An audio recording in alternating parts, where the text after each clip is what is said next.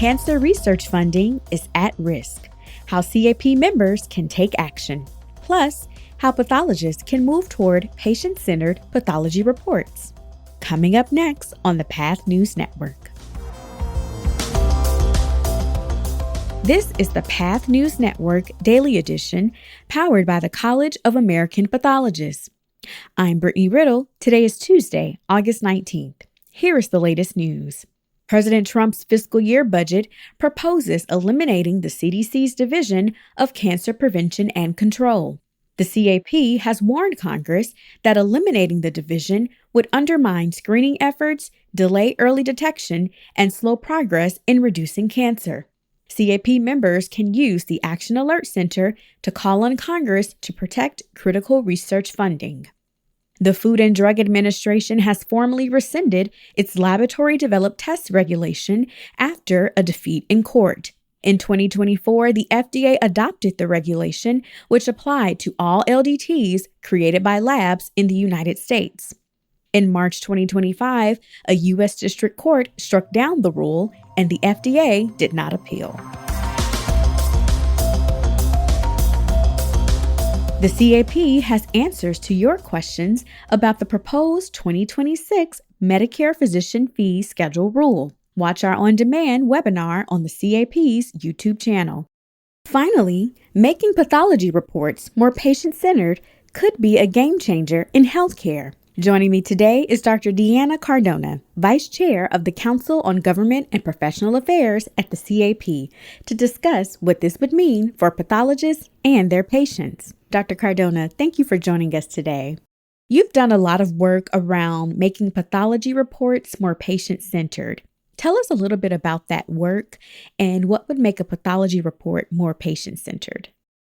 So I've been really fortunate within the College of American Pathologists to get involved in work around that question. How can we serve our patients better? And so we did a small little study in which we enlisted information from patients with colorectal cancer, asking them what would make a difference for them.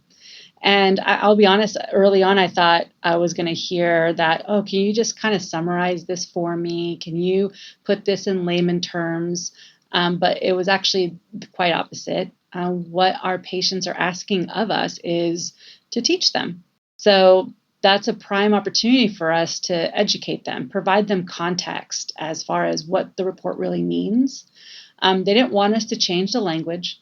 They really wanted us to educate them because the language that we use in our reports are oftentimes the language that their care providers are going to be using too. You mentioned the opportunity to provide context, and we live in a time now where patients often see their reports first.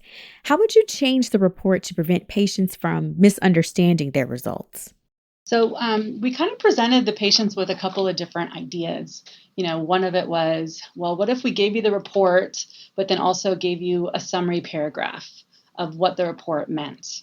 Another one was like, well, maybe we embed relevant terms, but a glossary of those terms that they could say, all right, well, this word, adenocarcinoma, let's say, what does that really mean, right? And we could start defining those words for them, which they loved. But the one that they loved the most was, okay, provide them that glossary of terms so that they can start learning and start educating themselves about what those words really mean, but then providing them additional resources. And so we would give them a list of websites like American Cancer Society, maybe Colorectal Alliance, or things like that for them to start digging and doing some additional research beyond, Dr. Google, so to speak, which can be sometimes a little bit even scarier for patients once they start, trying to Google information on their own. And then the last piece, which we didn't really share with them in any of the example reports, but they mentioned as maybe additional items that would be helpful, was how should they prepare for that next appointment? I love that. How would this approach to pathology reports advance healthcare? Yeah, so another part of the project that we did within the CAP was, okay, well, now that we got this feedback from patients, we wanted to know what do pathologists think about it. But then what about our other clinical colleagues? Would they be offended if we started doing additional things in our reports? Would we be stepping on toes, so to speak? Because that was one of the concerns raised by some of the pathologists, like, well, I don't know if my surgeon wants me to be doing this additional stuff. And so we created these technical expert panels where there was a surgeon, an oncologist, a radiation oncologist, a primary care, a GI doc, etc., part of this multidisciplinary group. And we asked them, essentially shared with them what we learned from the patients, but then also asked them, what do you think about it? And it was a resounding, we love it.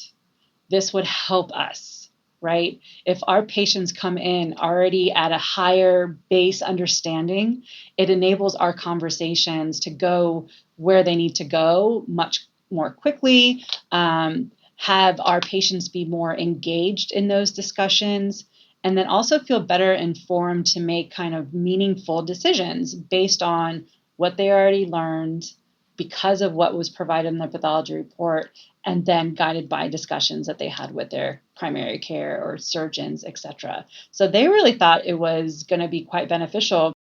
And you're also hosting a fireside chat coming up in just a few weeks at CAP 25. Tell our members what to expect.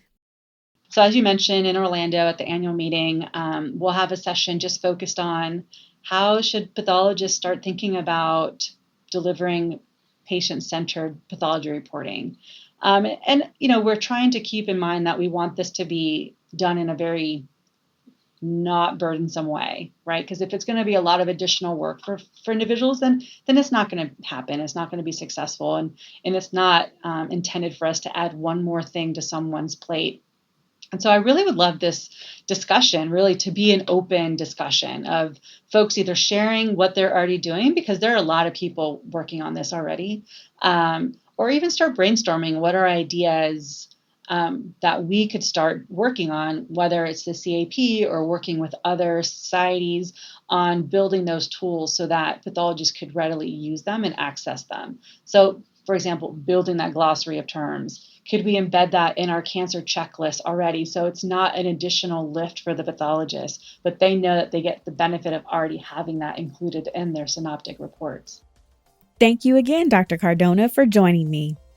That's all for today on the Path News Network Daily Edition, powered by the College of American Pathologists. Get more news like this in our member newsletters on Tuesdays and Thursdays. Subscribe to the Path News Network on your favorite podcast platforms. We're back tomorrow at 5 a.m. Eastern Time.